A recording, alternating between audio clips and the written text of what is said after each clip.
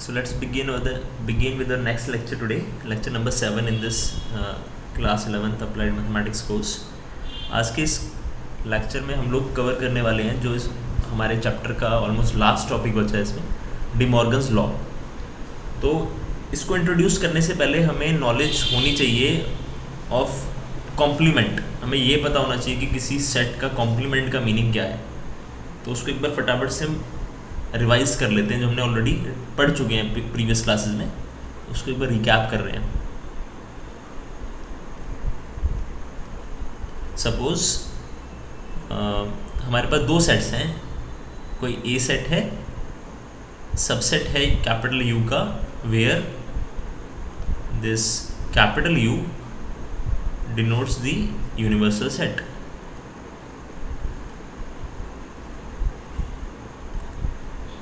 यहाँ तक क्लियर है? कोई यस सर. ए कोई सबसेट है. ऑफ कोर्स मैं अज्यूम कर रहा हूँ कि ए कैसा चूज कर रहा हूँ मैं, नॉन एम्प्टी. कैसा चूज कर रहे हैं? Non empty. इसका मीनिंग क्या है? इसमें वैल्यू है कोई, एम्प्टी नहीं. कोई एलिमेंट है, मतलब इसके अंदर यस सर. कोई एलिमेंट एग्जिस्ट करता है. Yes sir. हमें ये नहीं पता वो कोई भी हो सकता है. इन जनरल हमने मान लिया कि कोई नॉन एम्प्टी सेट है. क्लियर? तो अब इसका कॉम्प्लीमेंट कैसे डिफाइन होता है? सबसे पहले तो क्वेश्चन ये है, ये हमने ऑलरेडी इंट्रोड्यूस करा हुआ है लास्ट लेक्चर्स में.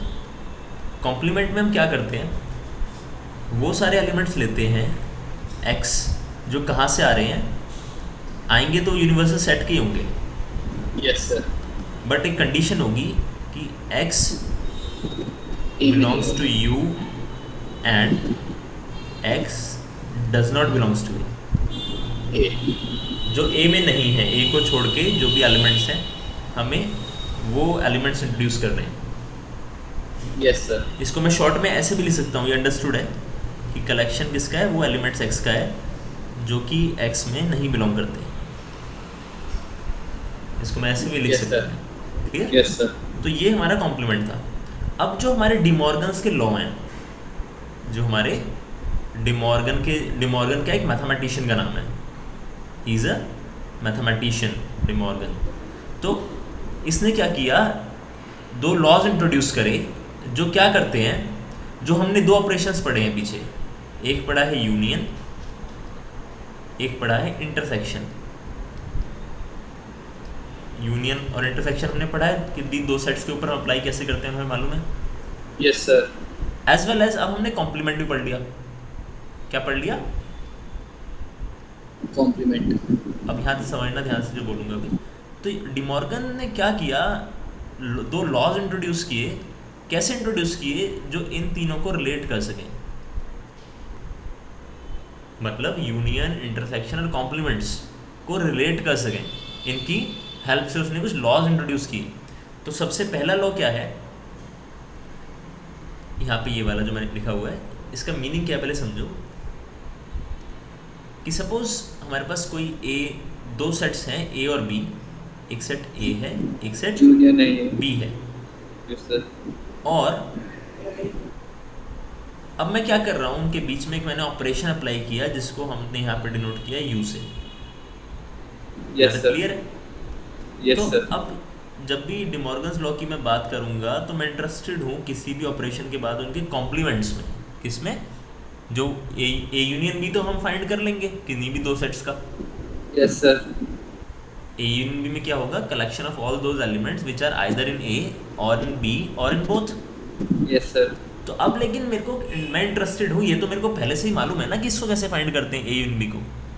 Yes sir. अब मैं किस में फाइंड करने में इंटरेस्टेड हूँ कि अगर मैं इस सेट का क्या फाइंड करना चाह रहा हूँ, कॉम्प्लीमेंट. समझ रहे हो क्या फाइंड करना चाह रहा हूँ मैं इस सेट का? कॉम्प्लीमेंट. कॉम्प्लीमेंट. जैसे सपोज मैंने नीचे बताया कि कोई सेट ए है, तो मैं ए का कॉम्प्लीमेंट डिफाइन कर सकता हूँ. तो यस सर. इसमें तो कोई डाउट नहीं है. तो अगर हमारे पास कोई सेट ए है, यस सर. कोई सेट बी है, तो मेरे को पता है कि ए यूनियन बी कैसे फाइंड करते हैं. जो ए यूनियन बी आता है वो क्या होता है, ये होता है x इज इन ए और x is in B. Yes sir. मतलब आंसर लास्ट में आया क्या, ये भी क्या है, एक सेट. जो मतलब इंपॉर्टेंट चीज़ है।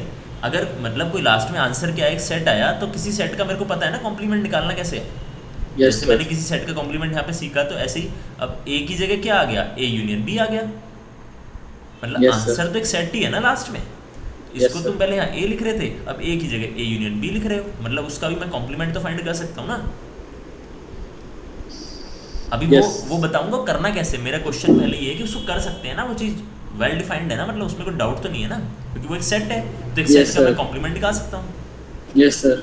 फाइन, तो कॉम्प्लीमेंट का कैसे बोले वो यहाँ आप समझाओगे? अभी तो बताऊंगा ना निकालना कैसे है। यस मैं सर। पहला क्वेश्चन ये था कि क्या वो उसका निकालना, एग्जिस्टेंस पूछ रहा हूँ पहले तुमसे मैं, कि क्या मैं उसकी एग्जिस्टेंस शो कर रहा हूँ कि वो हम निकाल भी सकते हैं, नहीं निकाल सकते। यस, क्योंकि सर आपने जो पिछली बार एग्जांपल दिया था उसमें यूनिवर्सल के अंदर सेट ए था, एंड जो वैल्यूज एलिमेंट्स जो ए में नहीं है, मतलब कि वही बात है, जैसे कि एक सेट ए है और उसमें एलिमेंट्स वो वाले नहीं, बट यूनिवर्सल एग्जिस्ट करते हैं, तो कॉम्प्लीमेंट है। दोबारा बोलो, समझ नहीं आया। सर मैंने ये कहा कि आपने जैसे पिछली बार समझाया था उसमें हाँ। यूनिवर्सल के अंदर सेट ए था, ठीक है। एंड सेट ए के अंदर जो एलिमेंट्स नहीं है बट यूनिवर्सल के अंदर है, वो एक तरह से कॉम्प्लीमेंट है, बट सर इसका कैसे निकालेंगे हम ए यूनियन बी का? राइट, उसका क्या, ए यूनियन बी का सर कैसे, मतलब अभी वही तो बता रहा हूँ, अभी मैंने इंट्रोड्यूस कहाँ किया है। इस बार वो कंफ्यूजन है मुझे। अरे तो पहले डिफाइन तो करने दो, तो मैं कंफ्यूजन मैंने उसको डिफाइन ही नहीं किया अभी। क्योंकि पॉसिबल कैसे मुझे इसलिए। अरे तो वही तो क्वेश्चन, अरे मैं वही तो कह रहा हूँ भाई, डिफाइन तो करने दो उसको कैसे, वही अभी एक्सप्लेन नहीं किया मैंने। अच्छा आप इसी में करोगे? हाँ, मैं अच्छा। ये कह रहा हूँ कि देखो दोबारा से समझो, पहले मैंने तुमसे क्वेश्चन क्या किया, पहले उसको क्लियर करते हैं आगे बढ़ने से पहले। दोबारा से मेरा क्वेश्चन ये था कि अगर कोई ए सेट है, सबसेट है यूनिवर्सल सेट यू का, यस सर। तो उसका मैं कॉम्प्लीमेंट ऐसे फाइंड कर सकता हूँ। Yes sir. तुमने कहा यस, क्यों कह पाए, क्योंकि यहाँ पे ये क्या है, इसका सबसेट है। Yes sir. अगर मैं ऐसे एक नया सबसेट इसका फाइंड कर लूँ, तो क्या मैं उसका कॉम्प्लीमेंट नहीं फाइंड कर सकता? कर सकते हैं सर, कर सकते हैं। क्योंकि वो अब यूनिवर्सल जो वो नया सबसेट है, ये तो हमारा यू है, पूरा रेक्टेंगल। यस। ये Yes, हमारे sir. ए हैं, ये हमारा बी है, तो ये जो शेडेड है ये ए यूनियन बी है। Yes sir. अब जो ए यूनियन बी है, अब यहाँ पे एक ऑब्जर्वेशन है, फिर से ध्यान से, ए यूनियन बी के सारे एलिमेंट्स सेट यू के अंदर हैं या नहीं है? ए यूनियन बी के सारे एलिमेंट्स जो हैं उनको तुम एक्स बोल दो, कुछ भी बोल दो, वो यू में बैठे हुए हैं कि नहीं है? है सर। ये सारे, ये बड़ा यू बड़ा है ना। हाँ सर, यू बड़ा सारे नहीं है, बट उसके ए यूनियन बी में एलिमेंट्स हैं यू के। ये मेरा क्वेश्चन है, दोबारा सुनो, कि ए यूनियन बी के जो सारे एलिमेंट्स हैं, मैंने पूछा क्या पहले उसको ध्यान दो। मैंने ये पूछा, ये वाला ब्लैक वाला ये सर्कल ए था, ये सर्कल Yes, sir. बी है, ये सेट मतलब ये जो उनको उनके वेन डायग्राम से रिप्रेजेंट कर रहे हैं, तो यहाँ पे जो शेडेड रीजन है ये सारा क्या है, ए यूनियन बी। वो सारे Yes, एलिमेंट sir. जो ए में है और बी में भी हैं, Yes, either sir. In A और इन बी। तो अब जो शेडेड पोर्शन है ये यू के अंदर कंटेंट है या नहीं, क्वेश्चन ये है मेरा। क्वेश्चन है इज, ये शेडेड को कैसे रिप्रेजेंट करता हूँ इससे, कंटेंट का मतलब क्या, सबसेट किसका, सेट यू का। Yes sir. तो ये जो पूरा सेट है ये यू के अंदर बैठा हुआ है या नहीं है? बैठा हुआ है सर। बैठा हुआ है। बैठा हुआ का सेंस मतलब क्या है कि every element of A union B is also present in the set U. Yes sir. तो उसका मतलब क्या है, इसका मतलब यही तो है डेफिनेशन से कि A union B is subset of U. Subset क्या होता था कि इसके हर एलिमेंट अगर दूसरे सेट में प्रेजेंट है तो ये वाला सेट उसका सबसेट हो जाता था। Yes sir. तो यही तो किया है यहाँ पे। अगर मैं ये लिखता suppose A is subset of you, तुम मेरे को आंसर करके यस बोल देते, यहाँ पे ए ये है, इसके सारे एलिमेंट्स यू में हैं। Yes sir. ऐसे बी के भी हैं। अब ए यूनियन बी ये पूरा हो गया, तो इसके भी जो ये सारे एलिमेंट्स हैं यू के अंदर तो बैठे हुए हैं। Yes sir. तो ये बिलोंग कर रहे हैं ना एवरी एलिमेंट, एवरी एक्स। इसको मैथमेटिकल लिखो, देखो क्या कह रहा हूँ तुम्हें अभी, मतलब ये सब पिक्चर नहीं समझ में आ रही कि वो सबसेट कैसे है, ये डाउट है ना तुम्हारा। सर मैं वही पूछ रहा था कि वो लगा कि पॉसिबल, मेरे को स्टार्टिंग में लगा नहीं है। ऐसे कैसे क्यों सोच रहे हो, मतलब वो दिख तो रहा है हमें, फॉर एवरी एक्स। अभी दिखा ना सर, पहले मैं सोच रहा था कि वो उसका सबसेट है, देन ये पढ़ो एक बार स्टेटमेंट जो लिखा है, for all X belongs to A union B such that X belongs to इसका मतलब है implies. implies that X belongs to universal. तो इससे हम क्या समझे? कि इससे सर हमारा हाँ बोलो। हम ये समझे सर, एक मिनट वो आपका वो आ रहा है इसलिए। हाँ सर, मैं कह रहा हूँ कि इसमें जैसे कि X belongs to A union B है, तो इसका मतलब ये भी है कि X यूनिवर्सल में लाइक वो उसी के अंदर आ रहा है, यूनिवर्सल के अंदर ही आ रहा है। हाँ वो दिख रहा है, मतलब तुम्हें सपोज यहाँ पे क्या एलिमेंट है, यस सर। तो ये एलिमेंट ए यूनियन बी का तो है, लेकिन ये रेक्टेंगल का भी तो है, यस सर। तो ये यहाँ पे भी तो आ गया।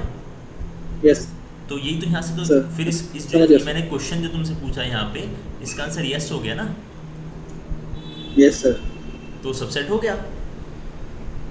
Yes sir. अब सबसेट हो गया तो अब मैं इसका कॉम्प्लीमेंट डिफाइन कर सकता हूँ जैसे ऊपर किया था। Yes sir. सर हाँ, कॉम्प्लीमेंट वाला मैं कह रहा था इसमें। अब मैं वो डिफाइन ये तो- करूँगा, अभी करा नहीं है। Yes sir. अब समझना, ये पहला क्वेश्चन क्लियर हो गया। Yes sir. अभी देखो, अब हम क्या फाइंड करना चाह रहे हैं, इसका कॉम्प्लीमेंट, ए यूनियन बी का कॉम्प्लीमेंट। तो डिमॉर्गन्स ने क्या कहा कि अगर मेरे को इसका कॉम्प्लीमेंट फाइंड करना है, कॉम्प्लीमेंट का मतलब क्या है यहाँ पे, अगर मैं इस वेन डायग्राम में देखूँ तो यू के अंदर जो अनशेडेड रीजन है, सुनना ध्यान से मैंने क्या बोला, यू के अंदर जो अनशेडेड पार्ट है, अनशेडेड कौन सा है, इसके बाहर वाला, इस सर्कल्स के बाहर जो है ये जो सारा है ना, ये वाला, ये जो अनशेडेड पार्ट है इधर भी, ये सारा, ये क्या बता रहा है, जो यूनियन है उसका कॉम्प्लीमेंट।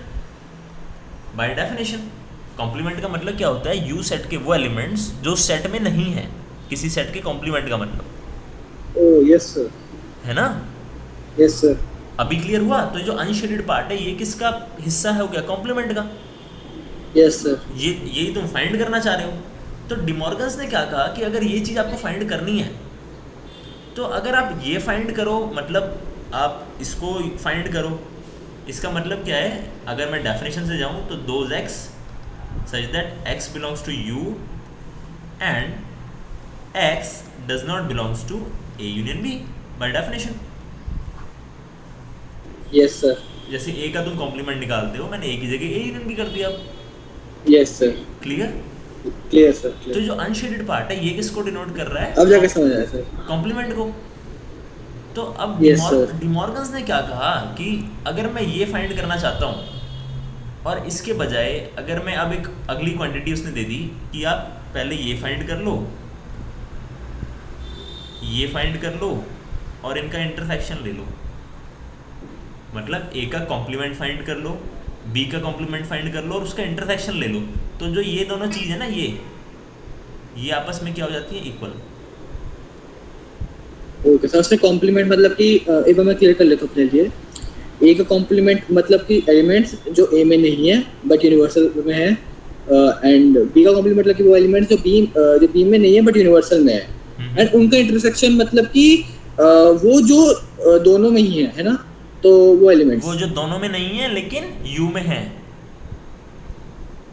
मतलब कि तुमने सही बोला है, intersection- तुमने सही Yeah. बोला है। उसको दोबारा से करेक्टली बोलो कि जो ए में भी नहीं है यस सर। और जो बी में भी नहीं है, यस सर। मतलब वो एलिमेंट जो दोनों में नहीं है। Yes sir. तो तुम वो कॉमन एलिमेंट्स ढूंढ रहे हो। अगर ये सर्कल Yes. देखो, ये अब ध्यान से देखना, ये सर्कल है। मैं एक नई पिक्चर बनाता हूँ, तुम्हें तब समझ में आएगा। इस चीज़ को ध्यान से देखना, अभी जो बना रहा हूँ, फिर एक बार में सारी स्टोरी क्लियर हो जाएगी।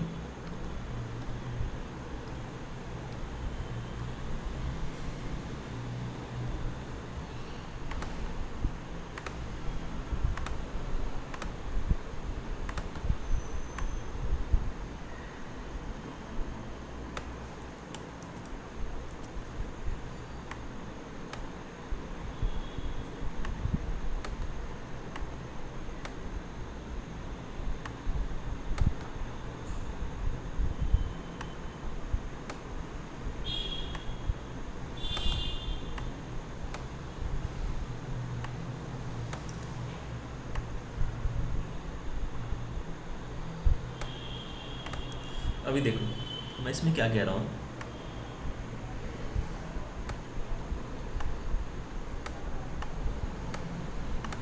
देखो यहाँ ध्यान से कि ये जो ब्लू वाला पोर्शन है ये तो क्या है आपका, ये तो U था, जो ब्लैक में था ये क्या था, A था, ये B था, ठीक है। अब Yes, पहला sir. क्वेश्चन क्या है कि A कॉम्प्लीमेंट क्या है, पहला क्वेश्चन क्या है, A A complement complement. Find करना। आवाज आ रही है कार्तिक? यस सर, ये A कॉम्प्लीमेंट फाइंड करना। तो अब A कॉम्प्लीमेंट क्या होगा, जो ये वाला सर्कल है, यस सर, अगर मैं इसको छोड़ के सारे एलिमेंट्स ले लूँ बाहर तो ए कॉम्प्लीमेंट हो गया। यस सर, तो वो A कॉम्प्लीमेंट में आ जाएंगे। मतलब देख रहे हो मैं क्या कर रहा हूँ, थोड़ा ध्यान से यस देखना। यस यस मतलब ये सारे एलिमेंट्स जो इस सर्कल को छोड़ के इसके बाहर है, मतलब सारा कुछ आ गया यहाँ तक, यस सर, तो ये A कॉम्प्लीमेंट बन गया। यस सर, ऐसे B कॉम्प्लीमेंट फाइंड कर सकते हो। Yes sir. वो क्या आएगा, अब देखो एक दूसरा कलर लेता हूँ तब बेटर समझ में आएगा। जो एलिमेंट्स बी के बाहर हैं, B के बाहर हैं, गुड। तो B के बाहर कौन से हैं,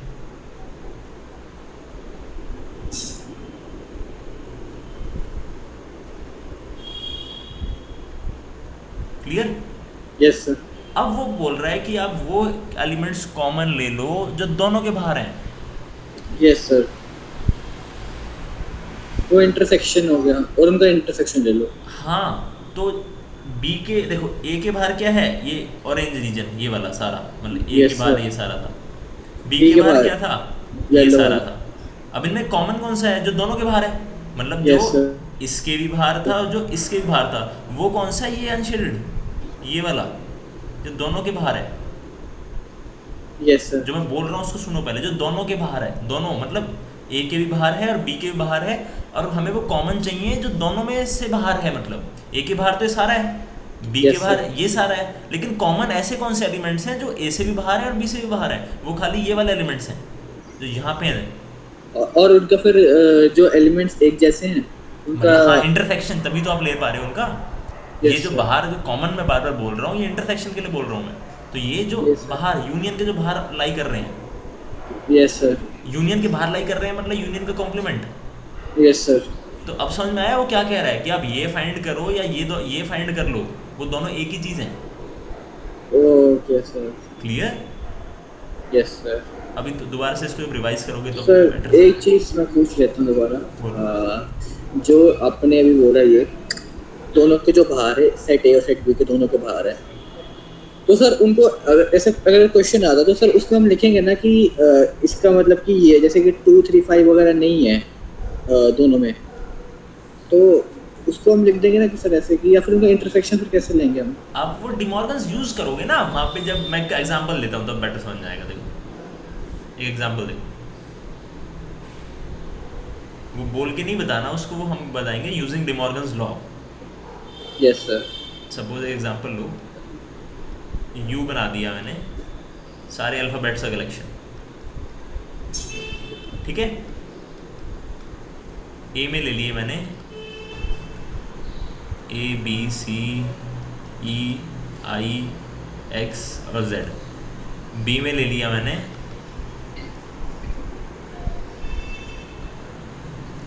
A D J L Y Z, ठीक है। यहाँ तक क्लियर है? Yes sir. हाँ, ये बड़ा हो जाएगा ज़्यादा सेट। कोई छोटा एग्जांपल लें, मतलब इसमें कैलकुलेशन ज़्यादा हो जाएगी इसके अंदर। सर 1 to 10 ले लो आप यूनिवर्सल हाँ, वही लेता हूँ, वरना भी मतलब कैलकुलेशन की वजह से कह रहा हूँ, उसमें बहुत ज़्यादा टाइम लग जाएगा उसको वेरीफाई करने में। कोई छोटा लेते हैं,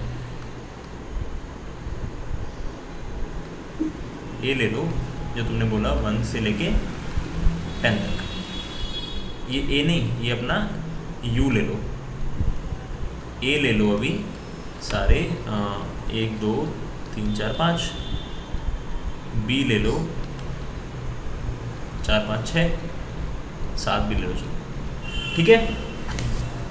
यस अब वो कह रहा है कि पहले ये फाइंड करो, ये निकालना है तुम्हें, ठीक है। तो सबसे फर्स्ट स्टेप में क्या करोगे, ए यूनियन बी फाइंड करेंगे। Yes sir. A union B में क्या होता है, वो सारे एलिमेंट जो या तो ए में है या बी में है, यस सर। और दोनों में होंगे तो उनको एक ही बार काउंट करोगे। Yes sir. तो देखो कौन कौन से हैं। 1 2 3 4 5 6 7। ठीक है। अब वो कह रहा है कि ए यूनियन बी के कॉम्प्लीमेंट में कितने हैं, ए यूनियन बी के कॉम्प्लीमेंट का मतलब क्या है, वो यू के एलिमेंट जो ए यूनियन बी में नहीं है, मतलब इनके Yes, बाहर sir. है जो। यस सर, तो इसमें आ गया हमारा 8 9 10। Yes sir. क्लियर। Yes, अब वो sir. क्या कह रहा था, अब डिमॉर्गन्स ने क्या कहा, अब हम वो रूल अप्लाई करेंगे। डिमॉर्गन्स ये कह रहे थे ये निकालूं या फिर, अब जो ये अंदर निकाल साइन है दें। ना, अंदर जो साइन है वो रिवर्स हो Yes, जाता है। अगर अंदर यूनियन है तो बाहर क्या आएगा, इंटरसेक्शन, और अंदर ए है तो बाहर क्या आता है, कॉम्प्लीमेंट्स। इसको Yes, रिमेंबर sir. करने का फॉर्मूला तरीका बता रहा हूँ, मतलब यस तो, सर। तो सीख जाओगे एक दो बार तो। अब ए कॉम्प्लीमेंट क्या होगा, देखो पहले ए क्या था हमारा वो देखते हैं। ए कॉम्प्लीमेंट में क्या होगा, यू के वो एलिमेंट जो ए में नहीं है। Yes sir. तो 1 से लेके 5 तक तो ए में है, मतलब 6 से लेके 10 तक नहीं है, यस सर। तो ए कॉम्प्लीमेंट में जाएंगे। यहाँ तक क्लियर है। Yes sir. अब बी कॉम्प्लीमेंट में बी हमारे आ कॉम्प्लीमेंट में जाएंगे। क्या था, कहाँ से स्टार्ट था बी हमारा, बी था 4 5 6 7। तो उससे 1 2 3 और 8 9 10। गुड। अब मेरे को क्या फाइंड करना है, इनका इंटरसेक्शन। तो जो इसमें और इसमें दोनों में कॉमन है वो एलिमेंट बता दो मेरे को, इसमें और 8 इसमें 9 10। 8 9 10। ओके यस तो सर। ये 1 ले लो, इसको 2 ले लो, फ्रॉम इक्वेशन 1 एंड 2 वो वेरीफाई हो रहा है नहीं जो डिमॉर्गन्स ने कहा। हो रहा है सर। और सर इसको हम लिखेंगे कैसे, सेट बिल्ट फॉर्म में? हाँ, इसको हम लिखेंगे कैसे फिर? अच्छा, equal to A and B complement intersection.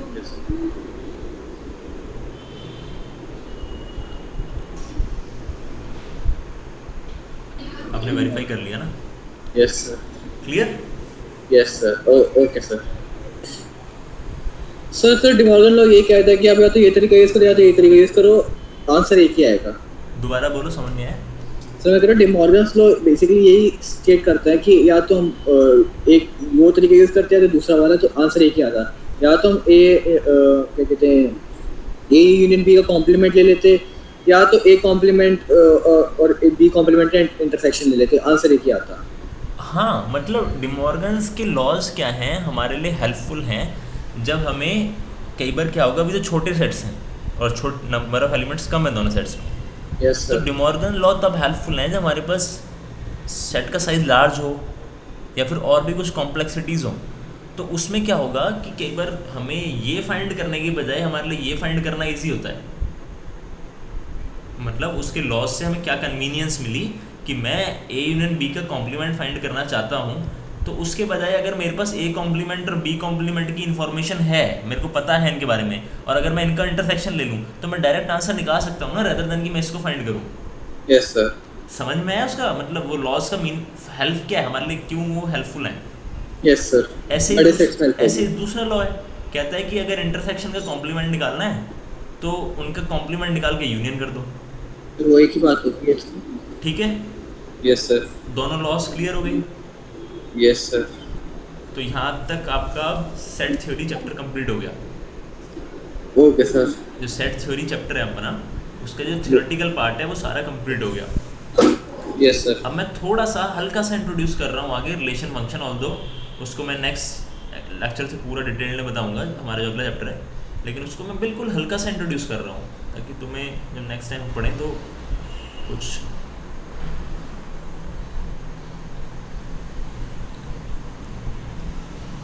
Next chapter है हमारा, this is very important, relation and function. Relation and function ये इम्पॉर्टेंट सबसे ज़्यादा इसलिए है क्योंकि जो हमारे आगे चैप्टर्स आएंगे कुछ, जैसे हमारा ट्रिग्नोमेट्री आएगा और उसके बाद आपका लिमिट पढ़ोगे, कंटिन्यूटी पढ़ोगे, डेरिवेटिव पढ़ोगे, तो वहाँ पे बार बार क्या आते हैं, वहाँ पे बार बार आते हैं ये फंक्शंस। जैसे ट्रिग्नोमेट्रिक पढ़ते हो तो उसमें आएगा sine theta, cos theta, tan theta, इनकी आइडेंटिटीज़ आएंगी, sine square theta plus cos square theta equal to 1, ऐसे बहुत सारे फॉर्मूलेज आएंगे। तो वहाँ पे जो ये सब है ना, ये फंक्शंस का रोल प्ले करेंगे। अब चीज़ें बदल जाएंगी, मतलब इनको देखने का तरीका चेंज हो जाएगा। जैसे पॉलिनोमियल्स पढ़ोगे तो इसको एफ एक्स से डिनोट करोगे, suppose x square plus 1। Clear. तो ये फंक्शन हमारे लिए क्यों इंपॉर्टेंट है मैं ये एक्सप्लेन कर रहा हूँ, क्योंकि ये आगे आने वाला जो सारा मैथमेटिक्स है उसमें हर जगह इन्वॉल्व है। Yes sir. Clear? Yes sir. तो रिलेशन और फंक्शन को पढ़ने से पहले हमारे को एक कंसेप्ट पढ़ना पड़ेगा। इसको इंट्रोड्यूस करने से पहले एक कंसेप्ट आता है कार्टेशियन प्रोडक्ट का। किसका कंसेप्ट आता है? Cartesian product. Cartesian product. आज बस इसी को समझेंगे और कुछ नहीं समझना। Cartesian product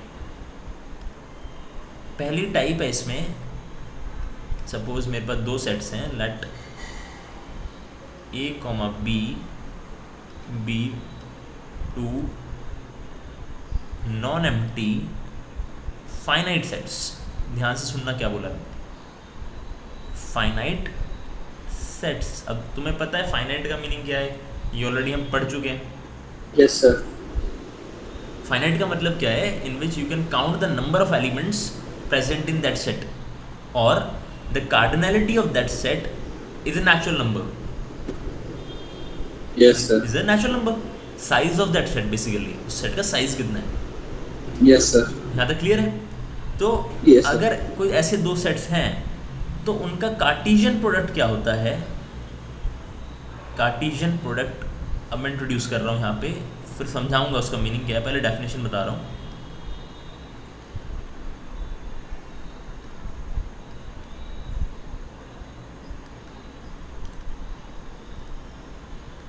Cartesian product of A and B is defined as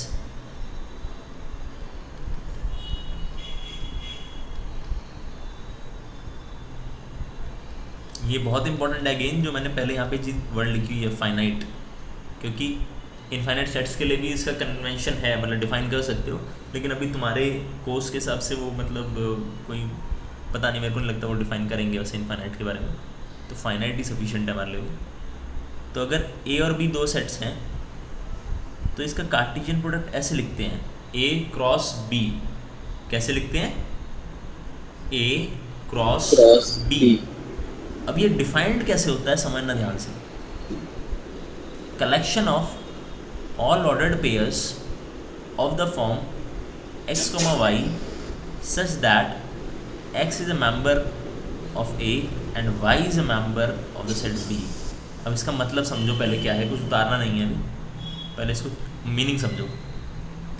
ये मैंने क्या लिख दिया यहाँ पे। अब जो मेरा सेट A था वो फाइनाइट है ना, सपोज उसके अंदर मैं कुछ एलिमेंट्स ले लूँ finite, A1 A2 suppose A3, 3 element ले लिए अभी समझने के लिए। B भी एक फाइनाइट सेट है, B1 B2 ये इंट्रोड्यूस कर दिया। यहाँ पे जो A1 A2 A3 हैं ये सारे क्या हैं, रियल नंबर्स हैं। ऐसे ये जो B1 B2 हैं ये भी क्या हैं, रियल नंबर्स हैं। क्लियर? Yes sir. तो अब मैं ये डेफिनेशन लगाना चाह रहा हूँ A क्रॉस B फाइंड करने के लिए। तो यहाँ पे ये जो लिखा हुआ है ना, ये इसको बोलते हो आप ऑर्डर्ड पेयर। ऑर्डर्ड पेयर, अब इसको समझने की कोशिश करेंगे, इसका मीनिंग क्या है ऑर्डर्ड पेयर का।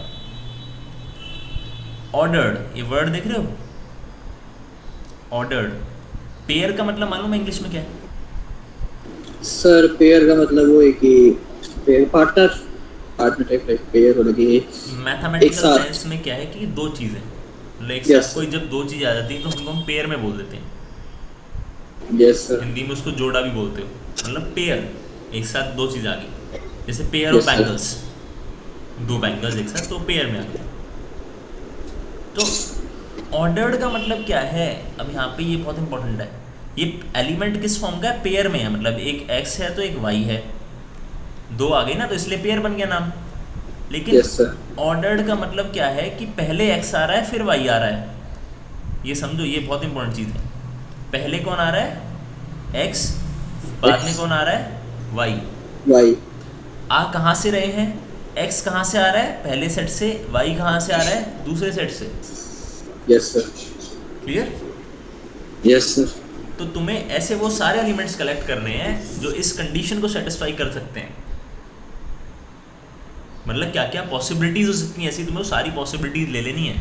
अब देखो मैं करके बताता हूँ यहाँ पे, जब समझ में आएगा। मेरे को क्या फाइंड करना है, ए क्रॉस बी, इसको ध्यान से समझना। मेरे को क्या चाहिए, इस टाइप के एलिमेंट चाहिए, मतलब ये कहाँ से आ रहा है, फर्स्ट सेट से। फर्स्ट सेट ये कहाँ से बिलोंग कर रहा है, मतलब ये बिलोंग कर Second रहा है set. ना, ये कहाँ बिलोंग कर रहा है, सेकंड सेट। ये वो मैंने अंदर लिखा भी हुआ है ए और बी, वैसे उसका मतलब वही है। तो अब पहले सेट से एलिमेंट सपोज पहले आया A1, आ गया, Yes sir. ये रहा, कॉमा, ये कॉमा है बीच में। अब तुम्हें दूसरा एलिमेंट लिखना है इसके साथ, क्या लिखना है, दूसरा एलिमेंट. अब दूसरे कहाँ से आएगा, वो सेट वो आएगा आपका दूसरे सेट से। इसमें दूसरे सेट में पहला एलिमेंट कौन सा है, Set B. B1, तो पहले उसको B1. लिखो। ये समझ में आया, Yes sir. ये कलर चेंज कर लो, तुम कंफ्यूज ना हो जाओ।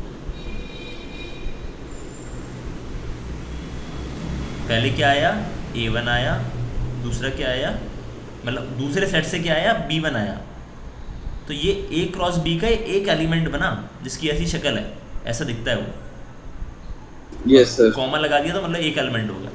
अब ये A1 के साथ और क्या पॉसिबिलिटीज हो सकती है, देखो इसको फिक्स ही कर रखा है मैंने, मतलब जो पहला एलिमेंट है उसको मैंने फिक्स कर दिया, और जो सेट B के एलिमेंट्स हैं उनको मैं वेरी कराता जा रहा हूँ कि उनके क्या क्या चॉइसेस हो सकती हैं। P2 हो गया यहाँ पे. B2 हो सकता है, फाइन। Yes sir. A1 के साथ और तो कोई चॉइस पॉसिबल नहीं है। Yes sir.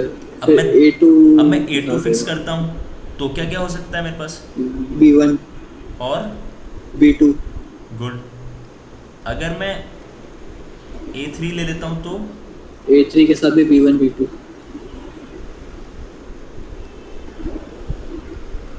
Clear. Yes sir.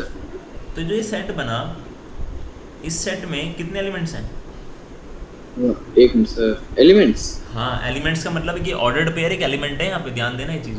6 elements sir. 6 elements हैं। n ऑफ ए क्या है, n ऑफ ए का मतलब number of elements in the set A, 3। Yes. 3 है. n ऑफ बी क्या है, 2. n of A cross B क्या है, जो तुमने बताया मेरे को आंसर, 6. 6 को मैं लिख सकता हूँ 3 into 2, Yes sir. लिख सकता हूँ। Yes sir. 3 को क्या लिख सकता हूँ, n ऑफ ए, इसको क्या लिख सकता हूँ, n of B. Yes sir. Formula बन गया। Yes sir. कि number of elements A cross B में कितने होंगे, जितने ए में होंगे जितने बी में होंगे। Yes sir. But of course ये चीज़ इंपॉर्टेंट है कि ये जो भी अजम्पशंस हैं ये कौन से केस में है, जब आपके ए और बी कैसे हैं दोनों Finite है. फाइनाइट हैं। इनफाइनाइट के केस में इसी होल्ड नहीं करेंगी, ठीक है, वो Yes. पढ़ोगे भी नहीं शायद अभी। तो कार्टेशियन प्रोडक्ट का मतलब क्या है, आज सुन लो इसको, इतना नेक्स्ट क्लास में फिर से इंट्रोड्यूस कर देंगे। जैसे ऐसे एक रिकैप दे रहा हूँ कि collection of all ordered pairs x, y such that x is a member of the first set and y is a member of the second set. Second set. Yes sir. ये हमने example से introduce कर दिया। Clear. इसमें ए और B तुम कुछ particular choice ले लेना, सपोज 1 2 3 बी ले लेना 5 6, तो उसको करके ऐसे ए क्रॉस बी निकाल लोगे। Yes sir. अब इसका और मीनिंग क्या है वो मैं इंट्रोड्यूस करूँगा नेक्स्ट टाइम, क्योंकि वो मेरे को डिटेल्ड पूरा कराना पड़ेगा अभी। जस्ट आपको यहाँ तक करना है, घर से सारी जो भी पॉसिबल एक्सरसाइजेज हैं वेन डायग्राम्स पे, डिमॉर्गन्स लॉ पे, उनको कंप्लीट करनी है। और थोड़ा सा ट्राई करना है जो एक अपनी प्लेलिस्ट है ना आगे, Yes sir. इक्वेशन फंक्शन की प्लेलिस्ट है, उसका स्टार्टिंग की एक वीडियो ट्राई करना देखने का, टाइम मिले तो उसको कोशिश करना, ताकि तुम्हें नेक्स्ट टाइम इजीली समझ में आ जाएगा। और फिर करते हैं फिर next class Okay sir. Start करते हैं, ठीक है। Okay doubt sir. कोई डाउट है तो बताओ। सर अभी तो डाउट नहीं है. अभी जब रिवीजन होगा उसके बाद अगर होगा तुम्हारे से जरूर पूछूंगा. ठीक है, तो वो जो भी अभी तक मतलब जितना हो गया है, इसको सेट थ्योरी हमारा कंप्लीट हो चुका है, Yes sir. और उसके सारे कर लेना जितने भी प्रॉब्लम्स हैं उसको पूरा, दोनों Yes. बुक्स से, एनसीईआरटी से भी और दूसरी वाली किताब से भी, और उसके बाद Yes. फिर हम आगे मूव करते हैं। ठीक है सर. चलो ठीक तो है, सर आज के लिए इतना ही. सफिशिएंट है, फिर ज़्यादा हो जाएगा, मतलब मैं ज़्यादा कराना नहीं चाह रहा इसलिए। Okay sir. Thank you sir. Okay.